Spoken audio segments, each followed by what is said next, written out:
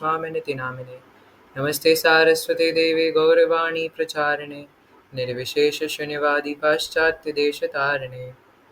श्रील प्रभुपाद की जय। तो आज हमें पढ़ना है चैप्टर 9 वर्स नंबर 31। तो श्लोक धरेंगे। क्षिप्रं भवति धर्मात्मा शश्वच्छान्तिं निगच्छति। क्षिप्रं भवति धर्मात्मा शश्वच्छं निगच्छति। कौन्तेय प्रतिजानीहि न मे भक्तः प्रणश्यति।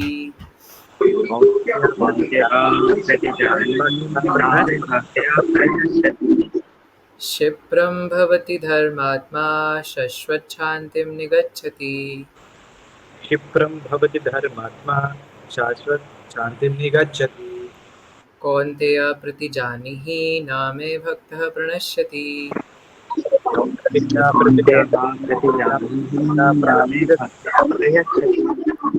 क्षिप्रं भवति धर्मात्मा शश्वच्छान्तिं निगच्छति। कौन्तेय प्रतिजानीहि न मे भक्तः प्रणश्यति।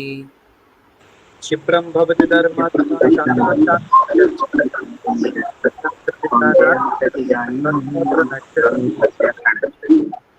वह तुरंत धर्मात्मा बन जाता है और स्थायी शांति को प्राप्त होता है। हे कुंती पुत्र, निडर होकर घोषणा कर दो कि मेरे भक्त का कभी विनाश नहीं होता है। श्रील प्रभुपाद कहते हैं, इसका कोई दूसरा अर्थ नहीं लगाना चाहिए। 7वें अध्याय में भगवान कहते हैं कि जो दुष्कृति है वे भगवत भक्त नहीं हो सकता। जो भगवत भक्त नहीं है उसमें कोई भी योग्यता नहीं होती। तब प्रश्न यह उठता है कि संयोगवश या स्वेच्छा से निंदनीय कर्मों में प्रवृत्त होने वाला व्यक्ति किस प्रकार भक्त हो सकता है। यह प्रश्न ठीक ही है। जैसा कि 7वें अध्याय में कहा गया है, जो दुष्ट आत्मा कभी भक्ति के पास नहीं भटकता उसमें कोई सद्गुण नहीं होते। श्रीमद् भागवत में भी इसका उल्लेख है। सामान्यतया 9 प्रकार के भक्ति कार्यों में युक्त रहने वाला भक्त अपने हृदय को भौतिक कल्मश से शुद्ध करने में लगा होता है। वह भगवान को अपने हृदय में बसाता है। फलतः उसके सारे पापपूर्ण कल्मश धुल जाते हैं। निरंतर भगवान का चिंतन करने से वह स्वतः शुद्ध हो जाता है। वेदों के अनुसार ऐसा विधान है कि यदि कोई अपने उच्च पद से नीचे गिर जाता है तो अपनी शुद्धि के लिए उसे कुछ अनुष्ठान करने होते हैं, किंतु यहाँ पर ऐसा कोई प्रतिबंध नहीं है, क्योंकि शुद्धि की क्रिया भगवान का निरंतर स्मरण करते रहने से पहले से ही भक्त के हृदय में चलती रहती है। अतः हरे कृष्णा कृष्ण कृष्ण हरे हरे, हरे राम राम राम हरे हरे, इस मंत्र का अनवरत जप करना चाहिए। यह भक्त को आकस्मिक पतन से बचाएगा। इस प्रकार वह समस्त भौतिक कल्मशों से सदैव मुक्त रहेगा। ओके, आप में से कोई कुछ कहना चाहेंगे? एक चीज़ मैं पहले बोल दूँ, है ना, अर्जुन वाला एग्जाम्पल नहीं देना है, वो सब जानते हैं। ओके, मैं उसको बाद में यूज़ कर लूँगा। उसके अलावा अगर कोई कुछ कहना चाहते हैं तो बता सकते हैं। Yes Hardik. Prabhuji, I want to mention one point where here the protection which Krishna promised is not necessarily of the body but of the bhakti which the devotee practices. For example, if we can see, Srila Prabhupada says that Ajamil, he was practicing devotional service, but on account of age, accidentally he fell down. But Krishna protected him later by naming his son Narayana through some other means. And also the example of what is it? Bharat Maharaj can be given. He also is in Bhav state, but due to accidental attachment, he was born in like a deer. But still, Krishna gave him the remembrance. And also in Gajendra case, also we can see that although he was born in an elephant body, at the right moment, Krishna protected him by giving him the ability to offer prayers, and ultimately Krishna protected him from the crocodile.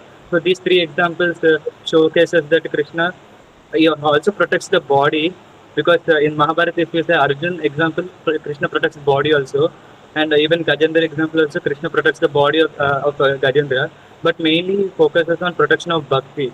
So that's here I like this nice point where Srila Prabhupada mentioned, if you continuously chant the holy name of the Lord, if you keep him in your mouth, then you will be protected from all actionable forms. So this point I like to. जय। Thank you so much. तो काफ़ी beautiful point बताया कि भगवान यहाँ पर जिस रक्षा करने की बात कर रहे हैं, है ना? या कह रहे हैं कि जो विनाश नहीं होता, तो वहाँ पे भगवान शरीर की बात नहीं कर रहे हैं। ओके, तो इसके ऊपर बाद में और फर्दर डिस्कशन करेंगे। यस, अर्नव प्रू। हरे कृष्णा प्रभु जी, दंडवत प्रणाम। प्रभु जी, मेरे को ये चीज़ में एक चीज़ ये नोटेबल लगी कि यहाँ पे प्रभुपाद ने ये लिखा है कि एक्सीडेंट अगर हमें if there is any fall down, there is some ritualistic process that is recommended for the person to undergo purification. But यहाँ पे डिवोटीज के लिए ऐसा ऐसा कुछ प्रोसेस नहीं। तो इसी लाइन में अमरेंद्र प्रभु ने एक बार ये बोला था कि हम लोग ये मानते हैं कि कलिकाल का ये जो ये है प्रभाव है, हम लोग ये मानते हैं कि इतना सीरियस है कि इसका मेडिसिन भी सीरियस होना चाहिए, जैसे यज्ञ या तप। बट भगवान को ये पता था कि हम ये सब नहीं कर पाएंगे, तो इसलिए उन्होंने शॉर्ट डोसेज में बस हरि नाम दे दिया। तो इसलिए प्रभु उसके नेक्स्ट लाइन जो जैसे अभी हार्दिक प्रभु ने बोला ये कि हम अगर हरे कृष्ण महामंत्र कंटिन्यूसली जप करेंगे तो हमारा एक्सीडेंटल फॉल डाउन नहीं होगा। एंड मुझे एक और चीज़ ये मतलब नोटेबल पर्पट में से ये लगी कि मिस्टीरियस लोग डिवोटी नहीं बन सकते। बट इसके पहले हमने जैसे पढ़ा था कि जो डिवोटी होते हैं वो कभी कभी मतलब वो अपेरेंटली अशुद्ध काम करता है, जैसे कि जय विजय का हम एग्जांपल ले सकते हैं। But it is not that उनका पोजीशन कम हो गया, वो किसी न किसी लीला के पार्ट में ऐसा कर रहे हैं, अगर वो प्योर डिवोटी है तो इसलिए। Okay, okay. यस, रोहित प्रू। एक्चुअली मेरे दिमाग में ज़्यादा कुछ था नहीं दूसरे श्लोक को लेकर, लेकिन एक पॉइंट था जो मैंने अमृत प्रभु जी से सुना था कि जैसे कि हम लोग अभी कौन जैसे भगवान यहाँ कह रहे हैं क्षिप्रम भवति धर्मात्मा शास्त्र, यानी जल्दी से जल्दी उसको वो धर्मात्मा बन जाएगा। तो यहाँ पर अमृत प्रभु जी एक बार बता रहे थे जैसे कि हम लोग कौन में आते हैं, किसी भी तरीके से हम लोग कनेक्ट हो जाते हैं, कोई सुन के या किसी के माध्यम से। तो जैसे ही हम भगवत गीता के कुछ श्लोक पढ़ लेते हैं, सॉरी यहाँ पर विंड आई, तो उसके बाद क्या होता है ना, भले ही हम वहाँ से चले जाएं, फोन हम छोड़ के देते, तो क्या होता है तो भी बता रहे थे जैसे हम कोई टीवी देख रहे हैं, कोई टीवी सीरियल देख रहे हैं, तो हमारे अंदर ना हमारे दिमाग के अंदर वो श्लोक क्लिक होने लगते हैं। जैसे कि एक श्लोक है ना, देवी यथा तो कौमारम, Actually, we तो already discussed it yesterday. So, शायद मैं आया नहीं था, सॉरी। ओके, ठीक है। तो ओके, तो लास्ट वर्स में हमने पढ़ा था। थैंक यू आप सभी का ना, तीनों डिवोटीज़ का सुंदर एक्सप्लेनेशन के लिए। तो ऐसे ही हम लोग एक्सप्लेनेशन करेंगे तो इससे हमारी प्रैक्टिस होगी, ताकि हम दूसरे भक्तों के मतलब दूसरे लोगों को भी भक्ति में ला सकें, है ना? तो ये अच्छा है। तो भगवान पिछले श्लोक में बता रहे थे कि अपि चेत्सु दुराचारो भजते माम अनन्य भाग, कि जो हाई डिग्री के जघन्य से जघन्य कार्य करते हैं लेकिन अगर वो फिर भी भक्ति में रहता है, तो ऐसे व्यक्तियों को साधु मानना चाहिए। तो उसी के कंटिन्यूएशन में कहते हैं कि क्यों मानना चाहिए, क्योंकि क्षिप्रम भवति धर्मात्मा, है ना? पिछले श्लोक में श्रील प्रभुपाद ने ये कहा था कि हम लोग अगले श्लोक में इस चीज़ की डिस्कशन करेंगे कि हमें किसी भक्त का अगर आकस्मिक पतन हो जाए लाइक अगर वो भक्ति कर रहे थे और पूर्व संस्कारों की वजह से अचानक से कोई दोबारा से किसी बुरी आदत में पड़ जाए, तो उनका मजाक नहीं बनाना चाहिए उनके ऊपर हंसना नहीं चाहिए, है ना? क्यों नहीं हंसना चाहिए? तो ये सवाल मन में आ सकता है ना, कि भगवान ने ये तो बोल दिया कि साधु मानना चाहिए, पर ये क्या बात हुई? मतलब वो आपका भक्त है तो आप पार्शियलिटी कर रहे हो। पहले आप कहते हो कि मैं पार्शियलिटी नहीं करता, फिर आप कह रहे हो खुद कि वो मेरा भक्त है, इसलिए उसे साधु मानना चाहिए, चाहे वो जघन्य से जघन्य कार्य क्यों ना करे। तो इसमें कई लोग उल्टे सीधे सवाल उठा सकते हैं कि अच्छा, ऐसे तो फिर भक्ति के नाम पे कोई कुछ भी करेगा। अभी जैसे कई सारे फलाना ढिमकाना लोग हैं जो जेल में बंद है, जो कभी अपने आप को आध्यात्मिक गुरु बताते थे, है ना? तो फिर तो वो भी बोलेंगे कि हम भी तो कृष्ण के बारे में ही बता रहे थे। अब वो तो बता रहे थे कि नहीं बता रहे थे वो बात की बात है, लेकिन वो तो अपने प्रोटेक्शन में कह सकते हैं ना कि मैं भी भक्ति कर रहा था, देखो मेरे लिए तो भगवान ने ये बोला है कि अपि दुराचारो भजते माम अनन्य भाग, है ना? तो इसलिए हमें इन दोनों चीज़ों को तत्व से समझना पड़ेगा। इसलिए भगवान आज के श्लोक में बोल रहे हैं, क्योंकि पहली बात तो वो भक्ति में रत रहता है, और गलती से बाय चांस, जैसे अर्नव फ्रू ने बताया, है ना, कि बाय चांस पूर्व संस्कार के वजह से वो कुछ गलती कर बैठता है, तो उस पे ज़्यादा विचलित नहीं होना चाहिए, है ना, ज़्यादा हमें उसका बात का बतंगड़ नहीं बनाना चाहिए। क्यों? क्योंकि क्षिप्रम भवति धर्मात्मा, क्षिप्रम मतलब शीघ्र ही, इमीडिएटली, है ना, और भवति मतलब बन जाता है धर्मात्मा, है ना। तो धर्मात्मा का मतलब होता है धर्मपरायण। और धर्म क्या है? धर्मम तो साक्षात भगवत प्रणीतम, है ना, जहाँ पे भगवान की सेवा है ना, भगवान की इंद्रियों को तुष्ट करने की अभिलाषा, इसी को धर्म कहते हैं, है ना। हिंदू, मुस्लिम, सिख, ईसाई ये सब कोई धर्म हम इसको नहीं कह सकते। तो हमारा एकमात्र धर्म है कि कृष्ण की सेवा करना, है ना। इसलिए क्षिप्रम भवति धर्मात्मा, वो तुरंत धर्मात्मा बन जाता है, और इसका मतलब है कि वो धार्मिक कार्य करने लगता है ना, यानी कि भगवान की सेवा करने लग जाता है। फिर कह रहे हैं कि शश्वत शांतिम निगच्छति, और इसलिए वो स्थायी शांति को प्राप्त करता है ना, क्योंकि तुरंत धर्मात्मा बन जाएगा, तो जो धार्मिक कार्य करेगा, जो भगवान की सेवा करेगा, शांति तो ऑटोमेटिकली आ जाएगी, है ना। तो या तो जीवन में शांति माता जी रहेंगी या फिर शांति रहेगी, है ना, दोनों चीज़ एक साथ नहीं हो सकती। तो इसलिए अम, इसलिए क्षिप्रम भवति धर्मात्मा। और यहाँ पे श्रील प्रभुपाद ने इस चीज़ को बहुत ब्यूटीफुली हमें प्रोवाइड किया है अपने पोपट के द्वारा, है ना। जैसे श्रील प्रभुपाद यहाँ कह भी रहे हैं कि प्रश्न यह उठता है कि संयोगवश या स्वेच्छा से निंदनीय कर्मों में प्रवृत्त होने वाला व्यक्ति किस प्रकार भक्त हो सकता है। यानी कि अगर कोई सेंस ग्रेटिफिकेशन कर रहा है, तो भले ही वो अपने पूर्व संस्कारों की वजह से कर रहा है, या कोई जैसे भक्ति में नहीं है तो वो कर रहा है, तो कर तो वो अपनी मर्जी से ही रहा है ना, इसलिए हम उसके ऊपर किसी और को तो दोष नहीं दे सकते। हालांकि अर्जुन ने ये सवाल भगवान से तीसरे अध्याय में पूछा था कि भगवान, ऐसा लगता है कि मानो कोई जबरदस्ती हमसे पाप करा रहा है, हमारा इच्छा नहीं है पाप करने का, लेकिन कोई जबरदस्ती ऐसा लग रहा है कि बलपूर्वक हमें पाप में लगा रहा है कि पाप करो पाप करो। तो भगवान कहते हैं कि अब अर्जुन पूछते हैं कि क्या ये आप करा रहे हैं क्या, है ना, क्योंकि और किसको दोष दे, तो मुझे तो लगता है कि आप ही करा रहे हैं, मतलब ऐसा महाराज सरकास्टिकली बता रहे थे। तो भगवान कहते कि नहीं अर्जुन, है ना, इसका कारण है क्या, कामेशः क्रोधेशः रजोगुण समुद्भव, है ना, कि रजोगुण के वजह से काम और क्रोध उत्पन्न होता है, और उसके वजह से कोई व्यक्ति ये पाप कर बैठता है। तो इसलिए हमें अपना रजोगुण कम करना है और सतोगुण बढ़ाना है ना। तो अर्जुन तो पूरा 3 बाण लेके बैठ के बोलता है कि भगवान कहाँ है ये रजोगुण, आप बताइए, मैं इसको अभी मार दूंगा, अभी वध कर दूंगा इस रजोगुण का। तो भगवान कहते तुम्हारे अंदर ही है।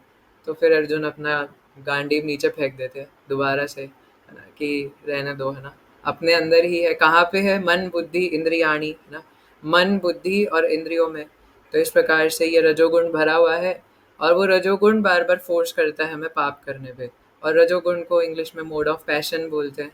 तो आपको पता ही है, हम लोग कई बार, अगर आप और डिटेल में जानना चाहते हैं कौन कौन सी वस्तु, कौन कौन सी चीज़ें रजोगुण के अंदर आती है, तो आप प्रकृति के 3 गुण वाला जो अध्याय है ना, और दैवी तथा आसुरी स्वभाव, ये सब चैप्टर्स पढ़ सकते हैं, तो आपको और समझ में आ जाएगा कि रजोगुण किन किन चीज़ों में होता है। बाकी बहुत ज़्यादा पैसे कमाने की अभिलाषा, है ना, कि सिर्फ इसी के लिए अपना पूरा ज़िंदगी निकाल दूंगा, इतनी सारी पीएचडी होल्ड करूंगा, है ना, और जॉब करने की अभिलाषा बहुत ज़्यादा, है ना। यहाँ पे पढ़ाई या जॉब के लिए मना नहीं है, लेकिन उसी के पीछे पागल हो जाना और उसके चक्कर में भक्ति छोड़ देना, ये मोड ऑफ पैशन है या रजोगुण है ना। या फिर बहुत चटपटा खाना, बहुत ज़्यादा तीखा खाना, या बहुत ज़्यादा खाने की अभिलाषा। और ये सब जो चीज़ें हैं, अभी टाइम प्लेस एंड सर्कमस्टेंसेस के हिसाब से भी डिपेंड करती है ना। अब कोई अगर खेती बाड़ी करता है तो वो ऑब्वियसली ज़्यादा ही खाएगा, है ना।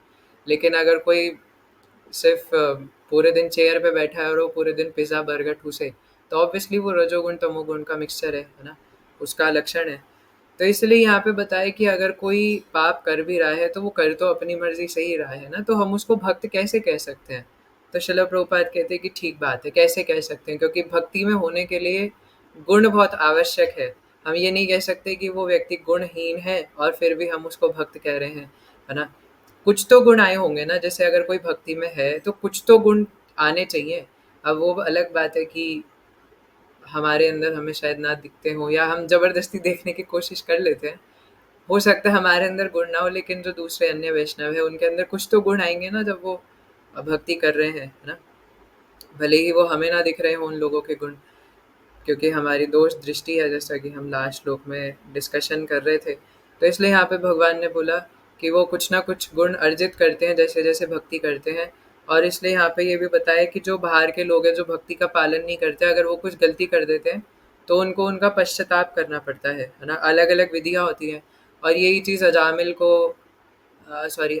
का वर्णन बताते हुए सुखदेव गोस्वामी परीक्षित महाराज को बता रहे थे, है ना। और सूत गोस्वामी बता रहे थे, दोनों अपनी अपनी बारी में। तो वहाँ पर भी सुखदेव गोस्वामी यही बताते हैं अ, कि अगर हमने कोई गलती करी है ना, या किसी भी व्यक्ति ने कोई गलती करी है और अगर वो उससे मुक्त होना चाहता है तो प्रायश्चित करना चाहिए। तो परीक्षित महाराज कहते हैं कि सुखदेव गोस्वामी हे महाजन, है ना, आप बिल्कुल सही कह रहे हैं कि हमें इस प्रकार से प्रायश्चित करना चाहिए अगर कोई गलती हो जाए।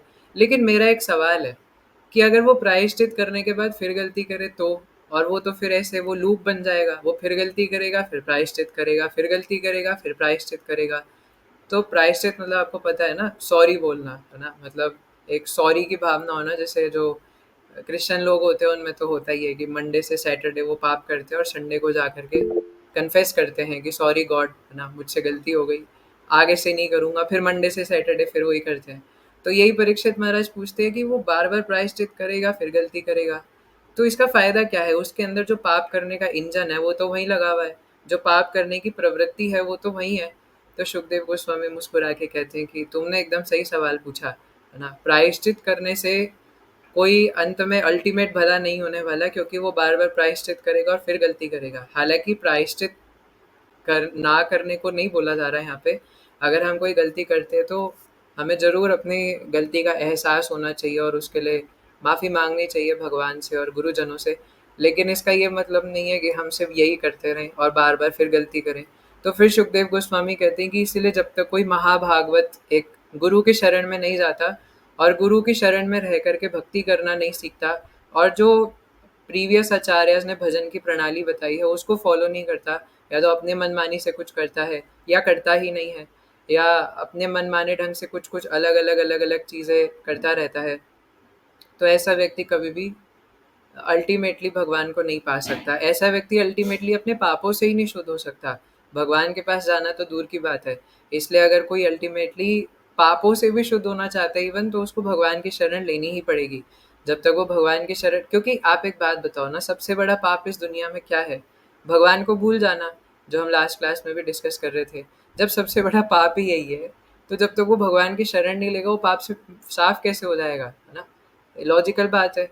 तो इसलिए यही चीज़, इसलिए भगवान आगे कहते हैं कि कौन्तेय प्रति जानीहि न मे भक्तः प्रणश्यति। अब इसके कई सारे अर्थ हैं, है ना, यहाँ पे। तो भगवान इसलिए अर्जुन से घोषणा करवाते हैं कि अर्जुन, तुम जा करके निडर होकर के ढोल नगाड़े बजा करके घोषणा कर दो कि मेरे भक्त का कभी विनाश नहीं होता। क्यों? क्योंकि अगर कोई, हम लोग ऑलरेडी कई बार भगवत गीता में भगवान इतने सारे आश्वासन के लिए श्लोक बताए हैं, तो उसमें हम बार बार डिस्कस कर चुके हैं।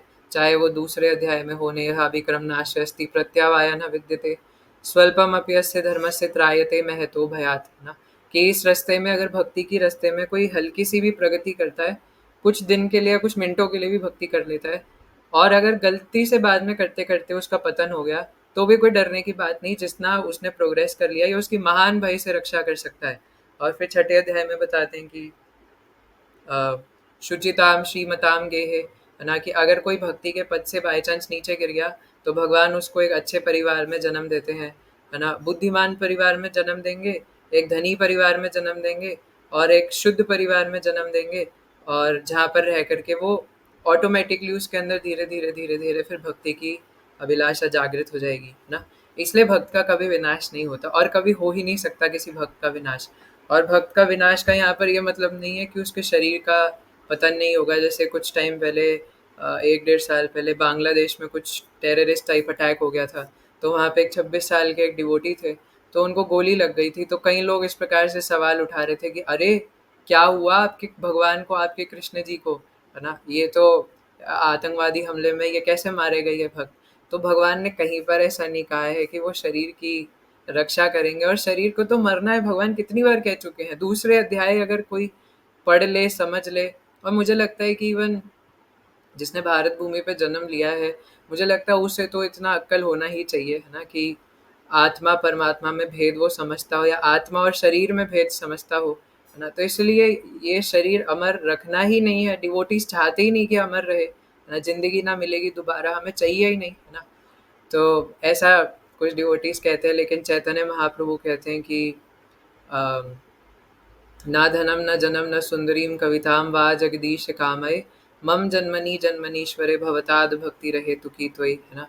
कि हे श्री भगवान, मुझे ना तो धन संग्रह करने की कामना है, ना मैं सुंदर स्त्रियों के साथ रमण करने का अभिलाषी हूँ, ना मुझे बहुत सारे अनुयायी चाहिए, मैं तो जन्म जन्मांतर आपकी भक्ति करना चाहता हूँ, है ना? और शिला भक्ति विनोद ठाकुर भी यही कहते हैं अपने भजन में, है ना, कि मुझे आप चाहे बार बार, क्योंकि मैं इस लायक ही नहीं हूँ कि मैं भगवत धाम जाऊँ, इसलिए आप चाहे मुझे बार बार जन्म दीजिए, लेकिन बस मेरी एक ही अभिलाषा है कि आप किसी भक्त के घर में दे दीजिएगा। आप मैं ब्रह्मा नहीं बनना चाहता कि अगर मैं आपसे विमुख हो जाऊं, लेकिन मैं चाहे कीड़ा बन जाऊंगा, लेकिन बस मैं आपका नाम ना भूल पाऊं, है ना? तो हमारे आचार्यों ने इस प्रकार से प्रार्थना करी है, तो हम भी उन्हीं को प्रार्थनाओं को दोहराते हैं। लेकिन हाँ, हम लोग इस संसार में शिला प्रभुपाद भी कहते थे कि this place is not for gentleman, है ना? कि ये जो मटेरियल वर्ल्ड है वो इंटेलिजेंट लोगों के लिए नहीं है, इसलिए कम से कम इस जगत से तो हमें आसक्ति नहीं होनी चाहिए। तो उस वे में हम लोग कहते हैं कि हमें चाहिए भी नहीं संसार में दोबारा जन्म, है ना? तो दोनों को समझना है कि क्यों किस लिए कहा जा रहा है। तो इसलिए अगर कोई भक्ति करता है तो वो धीरे धीरे धीरे धीरे अपने आप शुद्ध हो जाता है, उसको और कोई शुद्धि का प्रोसेस लेने की ज़रूरत भी नहीं। दिस हरे कृष्णा महामंत्र इज़ एनफ।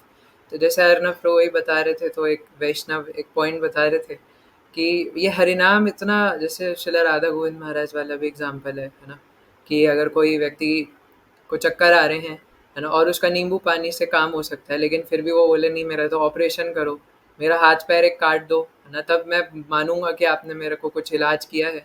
तो पागलपंती है ना, जब नींबू पानी से ठीक हो सकता है। ऐसे ही एक वैष्णव कह रहे थे कि आजकल अगर लोगों को बोलो ना कि आप क्या करो कि श्राद्ध पूर्ण नहीं मतलब कुछ भी, है ना, ऐसे ले लो कि सितंबर में महीने में, है ना, 15 तारीख के बाद जो पहला मंगलवार आएगा उस दिन सुबह 2 बजे उठ जाना, या फिर बोलो कि दिसंबर महीने में, है ना, दिसंबर महीने में सुबह, दिसंबर में 15 दिसंबर के बाद जो पहला मंगलवार आएगा उस दिन सुबह 2 बजे उठ जाना, और पास में आसपास जो भी नदी हो उसमें जाके एकदम गमछा पहन के डुबकी मारना, और फिर हाथों के बल उल्टे चलते चलते चलते शिव जी के मंदिर में आना, और वहाँ शिवलिंग के सामने हाथों के बल ही खड़े रह के, और शिव जी से बोलना कि, है ना, आप मुझे कुछ मेरी मनोकामना पूरी कर दीजिए, और फिर उसके बाद वहाँ उल्टे हाथ पे खड़े खड़े 16 माला का जप करना, हरे कृष्ण कृष्ण कृष्ण हरे हरे, तो तुम्हारी सभी मनोकामनाएं पूरी हो जाएंगी। तो वो बता रहे थे कि अगर ऐसा हम लोग बोलने लग गए, आप देखो अगले दिन ही भीड़ लग जाएगी, है ना? वहाँ पे सुबह सुबह पूरे शिव जी के मंदिर में भक्तों की भीड़ आ जाएगी, क्योंकि अगर इतना बोल दो कि आपकी मनोकामना पूरी हो जाएगी, है ना? तो इसलिए लोग, इतना इजी प्रोसेस है हरे कृष्ण महामंत्र, कुछ नहीं करना, है ना? मैं तो आपको कई बार बता चुका हूँ, है ना, अपना कि मैं जब बचपन में बाल गणेश मूवी देखता था तो मैं सोचता था कि ये कोई फलाना ढिमकाना असुर वगैरह है। असुर लोग, है ना, मतलब तपस्वियों की तो बात छोड़ दो, असुर लोग हिमालय की चोटी पे एक पैर रख करके और एक पैर अपने घुटने पे रख रखा है और वहाँ पे ऐसे जाके तपस्या कर रहे हैं। तो मैं सोचता था कि यार मेरे से तो नहीं हो पाएगा ये सब, है ना? लेकिन अच्छा है कि मुझे पता चल गया कि शिला प्रभुपाद की कृपा से कि हरे कृष्ण महामंत्र भी कुछ होता है ना? नहीं तो पता नहीं मैं भी कौन सी हिमालय की चोटी पे जाके खड़ा होता। तो ये सब हमारे बस की है भी नहीं, और इस सब से कुछ होगा भी नहीं। श्रीमद् भागवतम में कितने सारे श्लोक है, तस्मात् संकीर्तनो विष्णु, है ना, और 12वें स्कंद का, मतलब श्रीमद् भागवतम का जो लास्ट वर्स है ना, वो भी कीर्तन के बारे में ही है ना, कीर्तन की महिमा को बताता है। तो ये हरे कृष्ण महामंत्र से सब कुछ हो जाएगा, प्रोवाइडेड कि हम उसको अटेंटिवली जब करें तो और तेज़ी से होगा, है ना? अब वो हमारे ऊपर डिपेंड करता है कि हम उसको कितनी अटेंटिवली कर रहे हैं, कितनी निष्ठा से कर रहे हैं, है ना? तो ये हरे कृष्ण महामंत्र एनफ है, इसके अलावा और कुछ नहीं करना। इसी से हमारी सारी क्वालिटीज़ अपने आप आ जाएंगी। एक शुद्ध भक्त के शरणागत रह करके हम ये हरे कृष्ण महामंत्र का जप करें। तो इसलिए भगवान कहते हैं कि हे कुंती पुत्र, अब आप सबको पता ही है ये श्लोक, है ना, हम लोग ऑलरेडी 3-4 बार डिस्कस कर चुके हैं कि भगवान ऐसा यहाँ पे अर्जुन से इसलिए कहलवा रहे हैं क्योंकि वो, उनको खुद पर भरोसा नहीं है, क्योंकि भगवान अपने खुद के वचन भी तोड़ देते हैं। उन्होंने महाभारत के शुरू में कहा था ना कि मैं कोई भी क्या बोलते हैं, हथियार, अस्त्र शस्त्र नहीं उठाऊंगा, हथियार नहीं उठाऊंगा, है ना। लेकिन जब पितामह भीष्म मान नहीं रहे थे, तो भगवान कूद करके रथ से और एक पहिया उठा के उसको सुदर्शन के चक्र की तरह घुमा करके पितामह भीष्म पे फेंकने वाले थे। अब वो एक अलग स्टोरी है कि पितामह भीष्म उसमें भी आनंद ले रहे थे, है ना। तो भगवान एक ही टाइम पे बहुत सारे निशाने लगा देते हैं। तो वहाँ पे अर्जुन को लग रहा है कि मुझे बचा रहे हैं, पितामह भीष्म को लग रहा है कि मेरे साथ लीला कर रहे हैं, और हम लोगों को समझ ही नहीं आ रहा कि क्या चल रहा है। वो तो शिला प्रभुपाद ने, है ना, जो जैसे अमरेंद्र प्रभु जी बताते हैं कि अलग अलग जिक्सॉ पजल्स के पीसेस इधर उधर तितर बितर हो गए थे, और शिला प्रभुपाद ने उनको बड़ी अच्छे से हमें समेट करके दिया है हमारे आचार्यों ने, है ना, जिसको हम लोग समझ पाते हैं। तो जब मैंने इस्कॉन में आने के बाद ये सबसे पहले सुना था कि भगवान अर्जुन की रक्षा करने के लिए ऐसे गए थे पितामह भीष्म के पास, सो आई वॉज अमेज्ड। मैंने सोचा कि यार ये तो मैंने ना कभी सुना ना कभी पढ़ा, कि शिला प्रभुपाद से पहले पता ही नहीं था। हालांकि है श्रीमद् भागवतम का ही पार्ट, है ना, और मेरे जैसे बेवकूफ़ को तो नहीं पता था। और उसके बाद मैं तो सबको ऐसे बताता था कि पितामह भीष्म पे ऐसे फेंका था। फिर जब मैंने भक्तों से सुना कि पितामह भीष्म भी उसमें आनंद ले रहे थे, तो मेरा और दिमाग उड़ गया, है ना। मैंने सोचा यार ये एक कथा की कितनी डायमेंशंस है यार, है ना। मतलब इधर अर्जुन भी लीला में पार्टिसिपेट कर रहे हैं, उधर पितामह भीष्म सोचा मेरे साथ लीला चल रही है, इधर हम लोगों का दिमाग उड़ रखा है। तो इसलिए भगवान अर्जुन से कहलवाते हैं, क्योंकि अर्जुन की रक्षा करने के लिए, एटलीस्ट अभी एक स्टोरी को पकड़े तो अर्जुन की रक्षा करने के लिए भगवान ने रथ का चक्र, सॉरी, रथ को उठा करके चक्र की तरह घुमा करके फेंक रहे थे। पर अर्जुन ने पकड़ लिया कि नहीं भगवान, आपका प्रॉमिस टूट जाएगा, आपने प्रॉमिस किया था कि आप कोई भी अस्त्र शस्त्र नहीं उठाओगे। तो भगवान कहते हैं कि टूटने दो, है ना, मुझे अपने प्रॉमिस का फर्क नहीं पड़ता, लेकिन अगर भक्त की रक्षा करनी है तो मैं कुछ भी करने को तैयार हूँ, मैं अपने ऊपर लांछन लेने के लिए तैयार हूँ। लेकिन अर्जुन रोकते हैं, और पितामह भीष्म भी फिर बाद में जाके मान जाते हैं। तब भगवान वो रथ को, चक्र को उठा करके दूर जाके फेंकते हैं, और वो बंगाल में जाके गिरता है, और वहाँ पे एक चक्र धाम बन जाता है, क्योंकि वहाँ एक चक्र आके गिरा था हवा में से, है ना। तो फिर जहाँ पे नित्यानंद प्रभु ने आविर्भाव लिया था, तो इसलिए भगवान कह रहे हैं कि निडर होकर घोषणा कर दो, है ना। ये निडर होना बहुत ज़्यादा ज़रूरी है कि मेरे भक्त का कभी विनाश नहीं होता, है ना। और चैतन्य भागवत में भी हम पढ़ रहे थे, तो एक बार चैतन्य महाप्रभु बंगाल से होते हुए उड़ीसा जा रहे थे, है ना। तो रास्ते में क्या हुआ कि वहाँ पे एक मुस्लिम राजा था उस टाइम पे, तो उसने दोनों शहरों के बीच में बहुत सारे ट्रैप्स बिछा रखे थे, वो होते हैं ना लोहे वाले, स्पाइक्स वाले, उसको हिंदी में क्या कहते हैं। तो उसने वो बिछा रखे थे ताकि कोई भी ब्राह्मण वगैरह यहाँ पे आ ना पाए। तो बहुत वो गुस्से में था वो जो मुस्लिम राजा था उस टाइम का। तो चैतन्य महाप्रभु बंगाल से होते हुए पुरी जा रहे थे। तो पूरी स्टोरी मैं नहीं बता रहा, जो शॉर्ट में संक्षिप्त में बता रहा हूँ। तो पुरी जाते हुए क्या हुआ कि एक चित्रभोग नाम की जगह पर चैतन्य महाप्रभु पहुँचे। तो वहाँ जाके फिर वहाँ तक तो रास्ता एकदम ठीक था। फिर वहाँ से आगे जाने को हो रहे थे, तो वहाँ पे एक रामचंद्र खन्ना करके, खान करके एक व्यक्ति था। तो वो महाप्रभु को रोक देता है कि महाप्रभु आप आगे मत जाइए। पहले तो वो रोकता है इसलिए क्योंकि वो सोचता है कि पता नहीं कौन है, लेकिन जब उनको महाप्रभु का तेज दिखता है तो समझ जाता है कोई सामान्य व्यक्ति नहीं है। ये हा जगन्नाथ इस प्रकार से कर रहे, पक्का ये कोई बहुत बड़े महाजन है ना, वो साक्षात श्री भगवान ही है। तो फिर वो महाप्रभु को रोक देते हैं कि आप मत जाइए, आप एक रात मेरे घर में स्टे करिए, है ना। अगर आप सीधा रास्ते से जाएंगे शहर से होते हुए तो कोई आपको पकड़ लेगा, कोई सोचेगा कि जासूस आया है। तो क्या हुआ कि अगले दिन महाप्रभु को भोजन वगैरह करा के, सभी भक्तों को भोजन करा के, नित्यानंद प्रभु, गदाधर पंडित, सबको, तो फिर वो एक शॉर्टकट से, एक छुपे हुए रास्ते से बोट से जाने लगे। तो रामचंद्र खान वहाँ का डिस्ट्रिक्ट मैजिस्ट्रेट टाइप था। तो उसने एक नौका वाले को बुलाया और उसको ऑर्डर दिया कि ये हमारे मेहमान है ना, और ये मेहमान नहीं, हमारे सब कुछ, प्राण धन सब कुछ है, इनको ले करके और पुरी छोड़ करके आओ। मतलब पुरी तो नहीं, पुरी से थोड़ा दूर छोड़ा था, नदी पार करा के। तो क्या हुआ कि अब ये बोट में चढ़े, तो चैतन्य महाप्रभु के साथ जितने भी भक्त थे वो कीर्तन करने लग गए, हरे कृष्णा, और वो हमारी तरह नहीं कर रहे होंगे, है ना। वो पूरा हरि हरि हरि, जय जगन्नाथ, गौरंगा नित्यानंदा, तो इस प्रकार से चिल्ला रहे थे। तो श्री वृंदावन दास ठाकुर बताते कि वो जो नाविक था वो बेवकूफ़ था, है ना। तो वो कहता है कि आप प्लीज़ थोड़ी देर के लिए शांत हो जाइए, है ना। यहाँ पे बहुत सारे डकैत घूम रहे होंगे, यहाँ पे बहुत सारे वो मुस्लिम राजा के मंत्री घूम रहे होंगे भेष बदल करके। अगर उन्होंने देख लिया कि यहाँ पे मैं बोट में मैं ले जा रहा हूँ, और वो भी आपको आप हरे कृष्णा इस प्रकार से कर करके चिल्ला रहे हैं, आपको बाद में मारेंगे, पहले मुझे मार देंगे क्योंकि मैं आपको ले जा रहा हूँ। तो जितने भक्त थे वो भी थोड़े हेजिटेट हो गए। वो कहते हैं कि हाँ बात तो सही है, हमें शायद कीर्तन रोक देना चाहिए। तो नाविक कहता है कि हाँ आप बोट से उतरने के बाद कर लीजिए, देखिए मैं आपको बीच में भी नहीं छोड़ सकता, अगर मैं आपको नहीं ले जाऊंगा तो वो रामचंद्र मार देंगे जो डिस्ट्रिक्ट मैजिस्ट्रेट थे, और अगर मैं आपको ले गया और मेरे को मुस्लिम राजा के मंत्री ने पकड़ लिया तो वो मार देंगे। तो दोनों तरफ मैं फंसी रहा हूँ, तो आपसे प्रार्थना है कि कम से कम अभी कीर्तन मत कीजिए।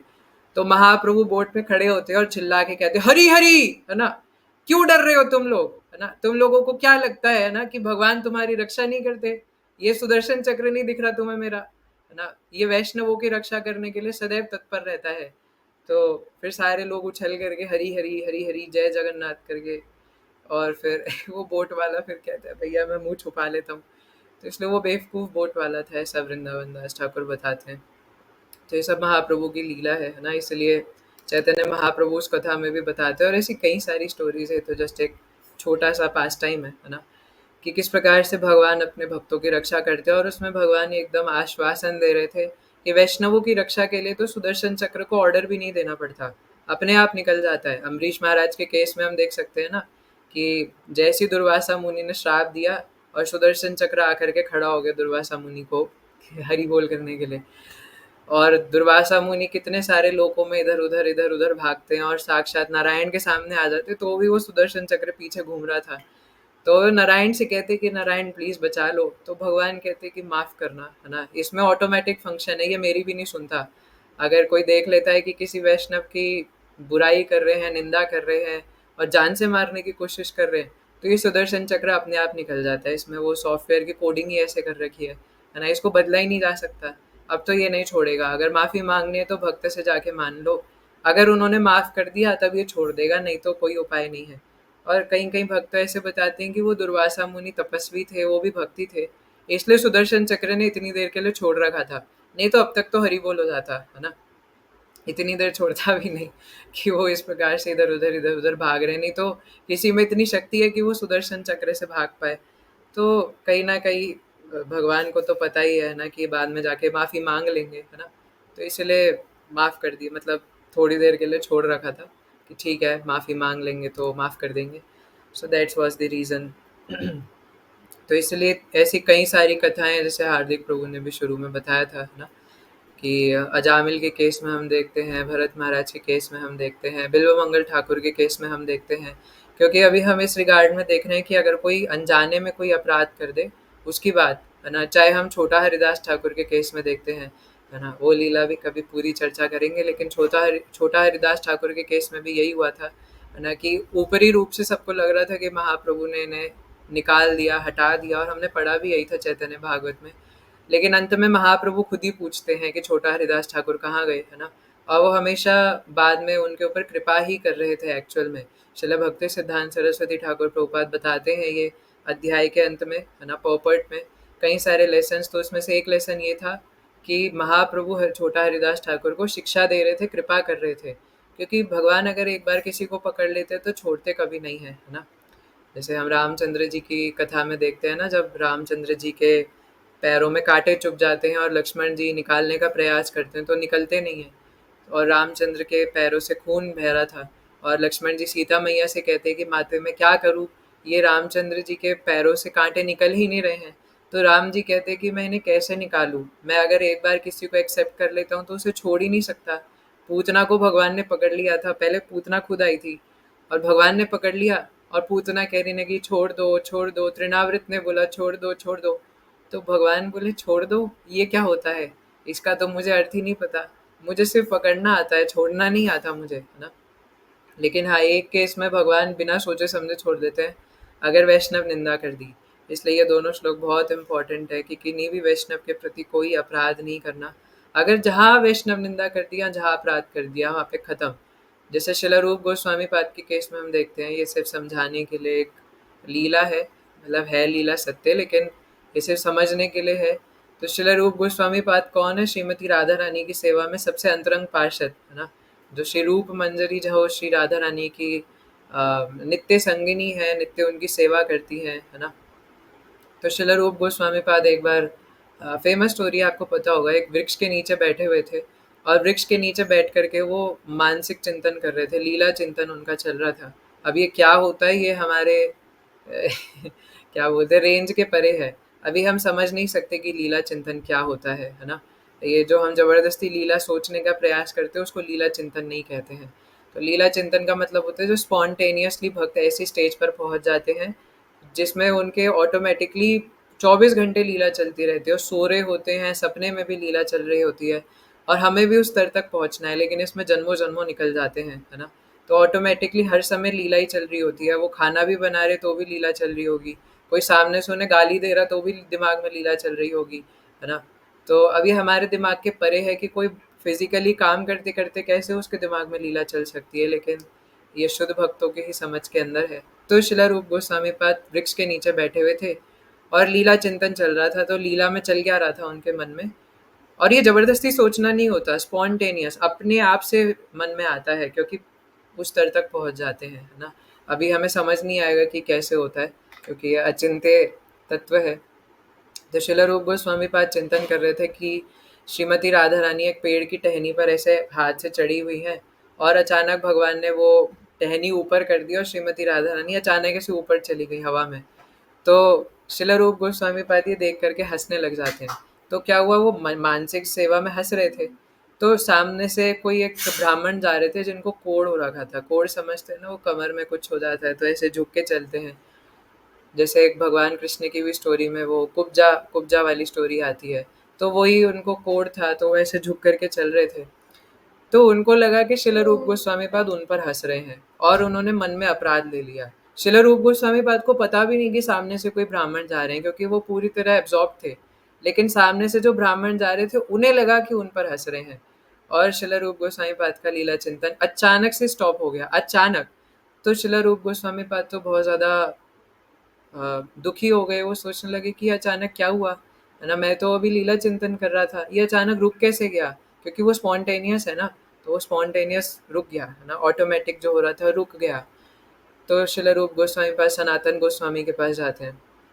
तो सनातन गोस्वामी कहते हैं कि आप देखिए कहीं किसी वैष्णव के प्रति कुछ अपराध तो नहीं हो गया। अब रूप गोस्वामी कहते हैं कि ये कैसे पता चलेगा। तो सनातन गोस्वामी कहते हैं कि आप एक काम करिए, है ना, वैष्णव भोज रखिए और बड़ा सा भोज रखिए और सबको बुलाइए, और जो नहीं आएगा समझ लीजिए कि उसी के प्रति अपराध हुआ है। तो रूप गोस्वामी पाद यही करते हैं, बड़ा सा वैष्णव भोज रखते हैं, बहुत सारा भंडारा बनवा करके और या फूड स्टफ्स बनवा करके और सबको बुलाते हैं प्रसाद के लिए। तो सबको बताया, है ना, हर जगह जा जा करके बताया। और उस दिन यही जो ब्राह्मण थे जिनको कोर्ट था यही नहीं आए। तो रूप गोस्वामी पास समझ गए कि इन्हीं के प्रति कुछ अपराध हुआ है। तो रूप गोस्वामी जाते हैं और उनसे कहते हैं कि हे ब्राह्मण देव, मुझे क्षमा कर दीजिए, आप हमने ब्राह्मण भोज रखा था, वैष्णव भोज रखा था, लेकिन आप आए नहीं, तो क्या आप कुछ नाराज हैं। तो ब्राह्मण कहते हैं कि अपने आप से पूछो, है ना, मुझसे क्यों पूछ रहे हो, है ना, तुम तो मुझे पसंद ही नहीं करते। तो रूप गोस्वामी पाद कहते हैं कि ऐसा तो कुछ भी नहीं, आपको ऐसा क्यों लगता है। तो वो ब्राह्मण बताते हैं कि उस दिन तो मुझ पे हंस नहीं रहे थे जब इस प्रकार से मैं जा रहा था। तो रूप गोस्वामी फिर क्लैरिफाई करते हैं कि मैं तो उस समय श्रीमती राधा रानी के बारे में सोच रहा था और उसको सोच करके मैं हंसा था, मैं आपके ऊपर नहीं हंसा था। तो ब्राह्मण देव को समझ में आता है और फिर बोलते कि अच्छा अच्छा ऐसा था क्या, फिर तो मेरी गलती है, ठीक है कोई बात नहीं। और अचानक से शिला रूप गोस्वामी पाद का चिंतन दोबारा से शुरू हो जाता है ना। तो ऐसी कई सारी लीलाएं हैं। तो इसमें प्रश्न आ सकता है कि अब अगर कोई हमसे ज़बरदस्ती अपराध ले ले, ऐसे ये तो अनइंटेंशनल था। शिला रूप गोस्वामी पाद इतनी ऊंची पदवी पर रह करके भी, और श्रीमती राधा रानी की नित्य संगिनी ना, और हम लोग तो पता नहीं इंटेंशनली कितने अपराध कर देते हो, तो अनइंटेंशनल का तो कहना क्या। तो महाराज जी ने इसमें आंसर किया था कि अभी हम लोग इंटेंशनली कोई अपराध ना करें, इस पर फोकस करें। अनइंटेंशनल पहले इंटेंशनल वाले तो ना करके उस स्तर तक पहुँचे, उसके बाद देखी जाएगी। तो इसलिए जान पूछ करके कोई ऐसे मुंह से शब्द ना निकालने की कोशिश करे जिससे किसी वैष्णव को आहत पहुँचे, है ना, या कोई ऐसी काम ना करे जिससे किसी वैष्णव को आहत पहुँचे। और इसमें एक और पॉइंट है, कई बार वैष्णवस बताते हैं कि किसी भी व्यक्ति की निंदा ना करे, क्योंकि कल को जाके वो वैष्णव बन गया तो, या फिर अगर हम किसी को ये देख के सोचा अरे ये तो 2 माला कर रहा है, ये क्या वैष्णव है, मैं 16 कर रहा हूँ, मैं सीनियर हूँ, मैं कुछ भी बोल सकता हूँ, और हम उसका दिल दुखा दें और वो कल को जाके सन्यासी बन जाए आगे चल के, फिर है ना, हमें किसका क्या पता, कोई साधना सिद्ध होकर के, कृपा सिद्ध होकर के, सेवा करके किस स्तर तक पहुंच जाए। We know nothing about anyone, है ना।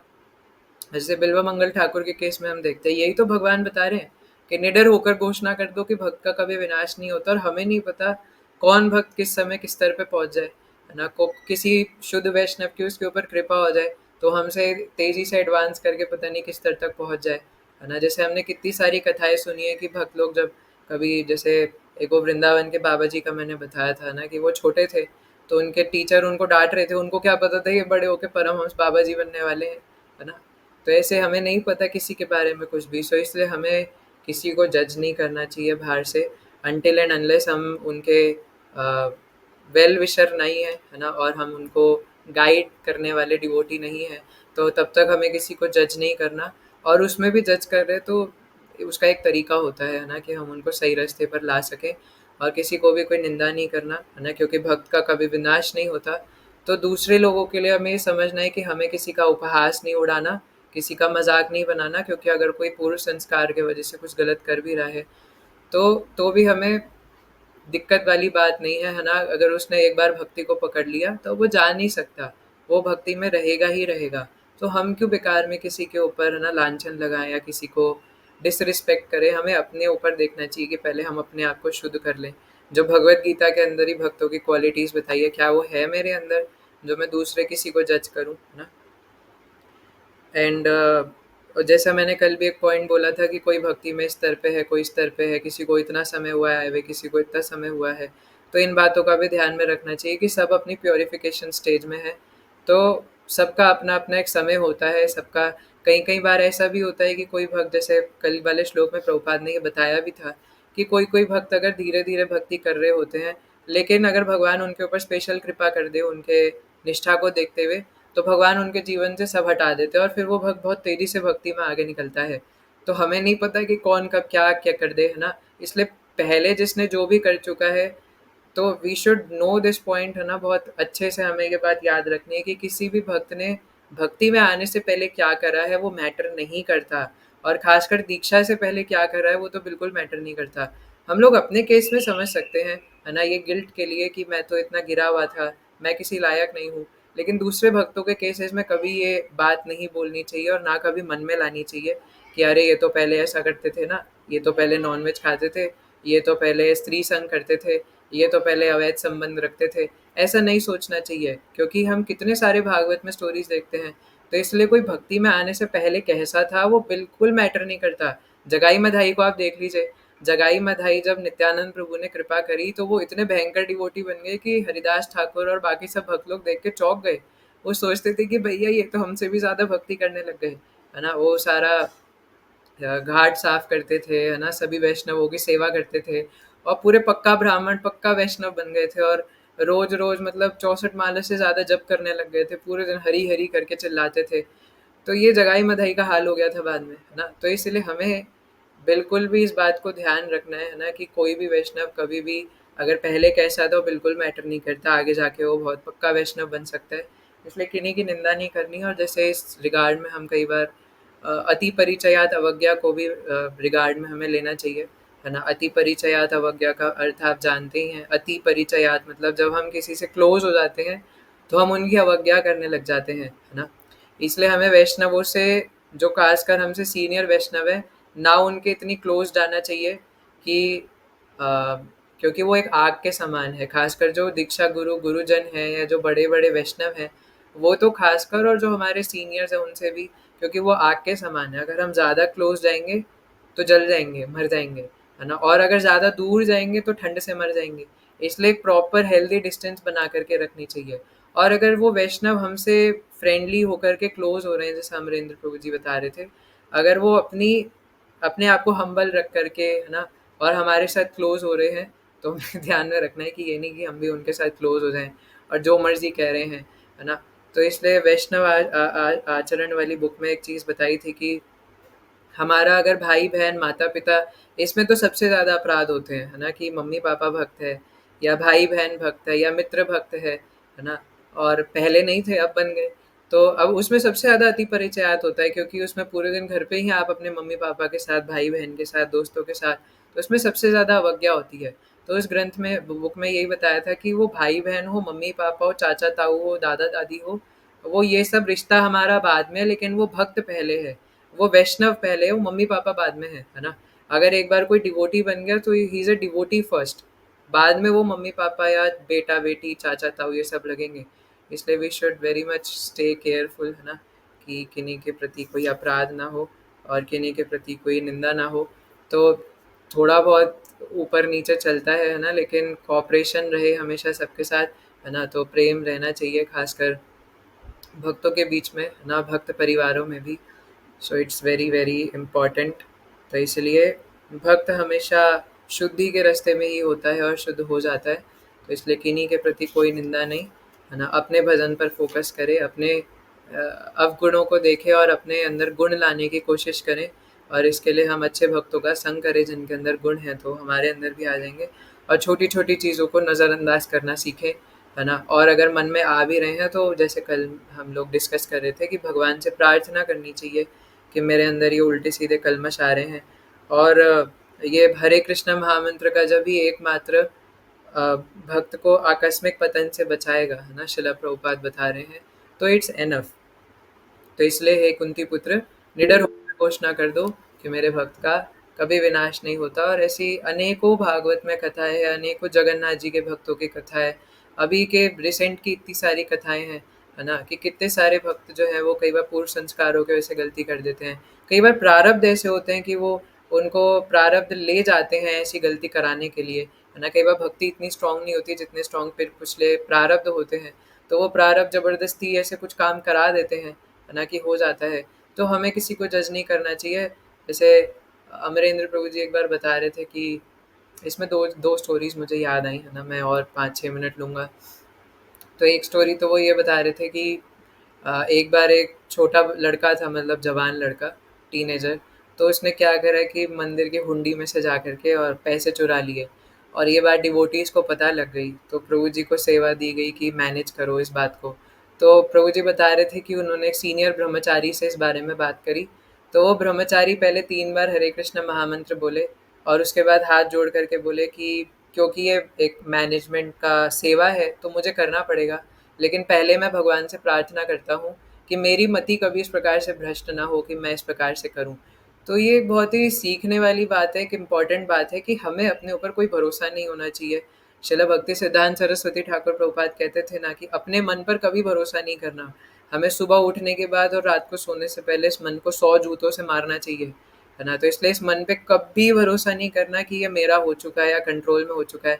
और आप लोगों ने कई बार ये नोटिस करा होगा, जब हम भरोसा करते हैं, जैसे ही अहंकार होता है ना, कि मैं ये वाली चीज़ में अव्वल आने लग गया, अब तो मैं रोज़ जल्दी उठ जाता हूँ और वहीं पे उठना बंद हो जाएगा। अब तो मैं रोज़ ग्रंथ अध्ययन करता हूँ, वही ग्रंथ अध्ययन बंद। अब तो मैं रोज़ ब्रह्मचर्य का पालन कर पा रहा हूँ, वहीं पे 1-2 दिन बाद, है ना, हरि बोल हो जाएगा।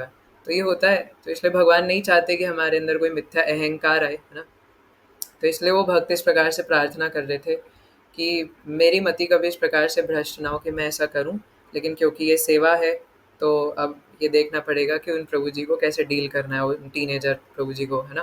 तो ये बहुत एक अच्छा सीखने वाला एक भाव है ना, कि हमें सिर्फ अपने रोल्स निभाने हैं, तो जो सेवा दी गई है वो सेवा के तौर पे करना है। लेकिन अगर किसी और ने कुछ अपराध किया है, अगर हम उसकी ज़्यादा बार बार बात करेंगे तो वही चीज़ हमारे अंदर भी आ सकती है और वो गलती हमसे भी हो सकती है। तो एक तो ये है, और दूसरा एक बार बता रहे थे प्रभु जी की एक बार वो किसी टेम्पल में थे, तो क्या हुआ कि वहाँ पे कोई किन्हीं अलग संप्रदाय के कोई पहले के मिले हुए, है ना, कोई संत थे। तो वो एक बार, है ना, यहाँ मंदिर में आए। तो क्या हुआ कि डिवोटीज ने पूछा कि आप प्रसाद लेंगे, आप बैठ जाइए तो आपके लिए प्रसाद ले आते हैं। तो प्लेट सजाई और प्लेट में चावल, पूरी, जो भी होगा, है ना, और सब्जी, दाल और कचरी, और पीने के लिए, है ना, जो भी होता है, मतलब आजकल लव फीस्ट में जो भी देते हैं, गुलाब जामुन, है ना। तो आप समझ लीजिए 5-6 आइटम थी। तो उन संत ने क्या करा कि वो सारी चीज़ों को ना मिलाने लग गए, है ना। दाल चावल मिला लिया, उसी में पूरी को ऐसे ऐसे दोनों हाथों से। हालाँकि ऐसा रूल है ना कि हमें सिर्फ़ सीधे हाथ से खाना चाहिए, मुझे तो सुमंगल मनोहर प्रभु जी ने इसको और एम्फसाइज़ करके बताया था, है ना। तो इसलिए हमें सीधे हाथ से प्रसाद लेना चाहिए, हमेशा गलती से भी उल्टा हाथ टच नहीं होना चाहिए। मेरे से पहले हो जाता था, तो लेकिन जब से प्रभु जी ने बताया तो और ध्यान रखता हूँ मैं। तो और पूरी के ना छोटे-छोटे टुकड़े करके और सब्जी के, तो क्या करा, दाल, चावल, सब्जी, रोटी, पूरी सब मिला लिया। उसी में फिर गुलाब जामुन भी मिला दिया और वो सबका लड्डू बना करके ऐसे खाने लग गए। तो ये जो 2-3 भक्त थे उनको सर्व कर रहे थे, ये कुछ नहीं बोले, ये मुँह पे हाथ रख के है ना इस प्रकार से देख रहे। तो वो एक-दूसरे को देख रहे, तो सारे सीनियर डिवोटीज़ थे, सब अच्छे वो वाले थे, तो वो सोचने लगे कि we should not say anything, है ना? हमें नहीं पता कि वो ऐसा क्यों कर रहे हैं। वैष्णवेरा क्रिया मुद्रा विज्ञे ना बुझाए, है ना? हम नहीं जानते कोई वैष्णव कैसा क्यों कर रहा है। तो वो संत भी इस प्रकार से सारा खा गए। फिर वो लास्ट में कहते हैं कि 1-2 रसगुल्ला और मिलेगा क्या? तो फिर लाते हैं, तो अपने सन्यास चादर से या जो भी उन्होंने कपड़ा पहन रखा था, उससे उसका रस पोंछते हैं और अपनी जेब में डाल लेते हैं, है ना? ऐसा कुछ उन्होंने किया। तो फिर वो बाद में अपने आप को क्लीन करके जाने लगते हैं, तो प्रणाम करते हैं। तो ये जो भक्त थे अमरेंद्र प्रभु जी और बाकी सब, ये भी उन संत को प्रणाम करते हैं। तो फिर संत जाते-जाते पूछते हैं कि आप लोगों को कुछ विचित्र नहीं लगा? तो वो डिवोटीज़ कहते हैं कि क्या विचित्र लगेगा, है ना? आप हमसे सेवा लेने के लिए आए, है ना? यही हमारा बहुत बड़ा सौभाग्य है। तो वो संत कहते हैं कि मैं बस तुम्हारा टेस्ट ले रहा था, मैं हर जगह जाकर के ऐसे प्रसाद नहीं पाता। मैं देखना चाह रहा था कि तुम गौड़ीय वैष्णविज़्म में आकर के और इस्कॉन में आकर के, है ना, क्या सीखे हो? तो इसलिए we should be very much, very much, very much careful, है ना? ये सब कथा से थैंक यू, आप सबकी कृपा से मुझे भी याद आ गया, है ना? तो इसलिए हमें नहीं पता कि कौन हमारा किस समय पे क्या टेस्ट ले रहा हो, है ना? हो सकता है कोई भक्त कभी कोई प्रश्न पूछ रहा हो, तो वो इसलिए पूछ रहा हो कि हमारा टेस्ट लेने के लिए, लेकिन हमें लग रहा हो कि उनको पता ही नहीं है। जैसे कभी-कभार, जब मैं बहुत पहले की बात है ये, है ना? तब मैं बहुत छोटा भी था। तो जब मैं पहली बार गजेंद्र प्रभु जी से वृंदावन में मिला था, तो वो बिल्कुल ऐसे दिखाते थे कि एकदम नए भक्त, और मैं उनको जैसे बोलता था, प्रभु जी कुछ कथा बताओ ना, या तो प्रभु जी कहते थे मैं नहीं, आप बताओ। तो मैं उनको बताने भी लगता था, और मैं अपने बेवकूफ़ी के चलते सोचता था यार प्रभु जी को तो कथा नहीं पता, है ना? लेकिन ऐसा नहीं है, है ना? तो वो सिर्फ़ चाहते हैं कि हम लोग भी आगे जा कर के प्रचार करें, है ना? और हम लोग भी वो देखना चाहते हैं कि हम लोगों के अंदर भी क्या, इसको सीरियस मत लीजिए, है ना? I am just saying in मज़ाक, है ना? मेरी हर बात को सीरियस मत लिया कीजिए प्लीज़ आप लोग, है ना? तो अम, तो इसलिए मतलब मैं सिर्फ़ एक पॉइंट एक्सप्लेन करने के लिए बता रहा था। तो इसलिए मैंने ऐसा सोचा, है ना? और ये मैं ऐसा मज़ाक में कह रहा हूँ, है ना? तो ऐसा कई बार हमारे मन में आ जाता है ना, कि ये प्रभु जी या फिर माता जी या ये महाराज, है ना, कई बार हमसे पूछ रहे हैं तो शायद इन्हें नहीं पता होगा, है ना? एक बार ऐसा तो हुआ था कि गुरु महाराज ने मेरे से लास्ट ईयर पूछा कि आप लोग कहाँ रुकोगे वृंदावन में? तो मैं महाराज को बताने लगा गूगल मैप पे देख के, महाराज वो आश्रम है ना महाराज, वो उस वाली रोड पे ऐसे वृंदावन में जाते हैं, तो महाराज वहाँ पे।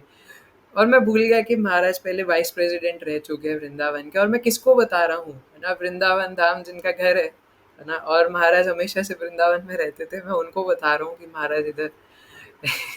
और महाराज मतलब ये तो एक्सटर्नल बात है ना? ऑब्वियसली मतलब गोलोक वृंदावन, वृंदावन महाराज का घर है। तो महाराज कह रहे हाँ मुझे पता है ना? महाराज ने हँस के ही बोला हाँ मुझे पता है। तो अचानक मेरे को होश आया कि यार मैं क्या कर रहा था। तो मैंने सॉरी महाराज, है ना, इस प्रकार से बोल दिया। तो कई बार, है ना, खैर वो तो एक अनजाने में हुई, है ना, एक चीज़ थी। लेकिन कई बार हम लोग जानबूझ के ऐसा करते हैं कि है ना, किन्हीं को सोचते हैं कि इन्हें नहीं पता, शिक्षा देने की कोशिश करते हैं। तो मैं कहने का बात ये है ना, कि कोई सीनियर वैष्णव, हमें नहीं पता कब हमारा टेस्ट ले रहे हैं, है ना? हो सकता है वो बोले कि आज तुम कथा करो। जैसे रामानुजाचार्य के केस में एक कथा बताई थी ना, कि वो एक धोबी अपने जो डिसाइपल था उसको बुला करके कहते हैं कि तुम कथा करो।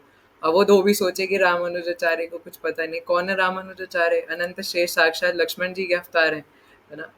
तो और कितनी जगह श्रीमद् भागवतम में ग्लोरिफिकेशन है कि अनंत शेष कथा करनी शुरू करे तो कभी रुकती नहीं वो, क्योंकि वो अपने सहस्त्र फणों से, सहस्त्र मुखों से कथा करनी शुरू करते हैं, वो कभी नहीं रुकती।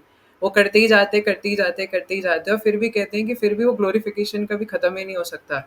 अनंत शेष भी नहीं समझ सकते कि महाप्रभु कितने ग्लोरियस है ना? लेकिन वो फिर भी करते जाएंगे, करते जाएंगे, करते जाएंगे, और वो कभी खत्म ही नहीं होगा। तो ये हमारे बलराम जी निताई ना, तो इसलिए लेकिन ये रामानुजाचार्य इनको कहते हैं कि आप जाके कथा करो। शिला प्रभुपाद कई बार अपने शिष्यों से कहते थे कि आज आप कथा करो। इसका रीज़न सिर्फ इतना था कि ताकि वो भक्त लोग भी सीखें, है ना, कि क्या है, कैसे करना होता है। तो कभी भी हमारे अंदर ये सुपीरियॉरिटी वाली भावना नहीं आनी चाहिए, है ना। भले ही हम किन्हीं भक्त से मे भी ज़्यादा जानते भी हों, है ना। कई कई जगहों पे तो आपको अगर नहीं पता तो कहीं कहीं हमारे शास्त्रों में ये भी बताया कि कोई दीक्षा गुरु है और अगर कोई उनका शिष्य थोड़े श्लोक ज़्यादा जानता है तो भी घमंड नहीं होना चाहिए, क्योंकि दीक्षा गुरु के लिए ये कोई ज़्यादा इम्पोर्टेंट नहीं है कि उनको श्लोक आते ही हों, है ना। तभी तो हम लोग कितने सारे हमारे केसेस में देखते हैं कि दीक्षा गुरु अलग थे, शिक्षा गुरु अलग थे, है ना। कई-कई केसेस में सेम भी थे, लेकिन कई-कई केसेस में अलग भी थे हमारे संप्रदाय में, और कई अलग संप्रदायों में भी होते हैं। तो कुछ भजनानंदीज़ होते हैं, है ना, तो ज़रूरी नहीं है कि उन्हें कई-कई होते हैं जो उतने पढ़े-लिखे नहीं होते, तो उनको इतना पढ़ना नहीं आता संस्कृत वगैरह, तो ये सब चीज़ें मैटर नहीं करती हैं, है ना। जब आप आईडीसी कोर्स करेंगे, इस्कॉन डिसाइपल कोर्स, तो उसमें ये सब बताया जाएगा कि कभी कोई गुरु अगर इंग्लिश नहीं जानते, है ना, या अगर उन्होंने कुछ श्लोक की संस्कृत मात्रा गलत बोल दी, तो इसका ये मतलब नहीं है कि हम उनमें दोष देखने लग जाएँ, है ना। तो इसलिए चाहे दीक्षा गुरु हो, उनमें तो बिल्कुल नहीं, कभी भी गलती से भी किसी भी गुरु के लिए, किसी भी वैष्णव के लिए कोई दोष दृष्टि नहीं। और जो सामान्य वैष्णव है उनको भी, है ना, गलती से भी हम लोग कोई भी फॉल्ट फाइंडिंग करने की कोशिश ना करें, है ना। कोई हमें नहीं पता कौन हमारा किस समय टेस्ट ले रहा हो सकता है, हमें नहीं पता कि क्या समय क्या हो रहा हो सकता है हमारे साथ।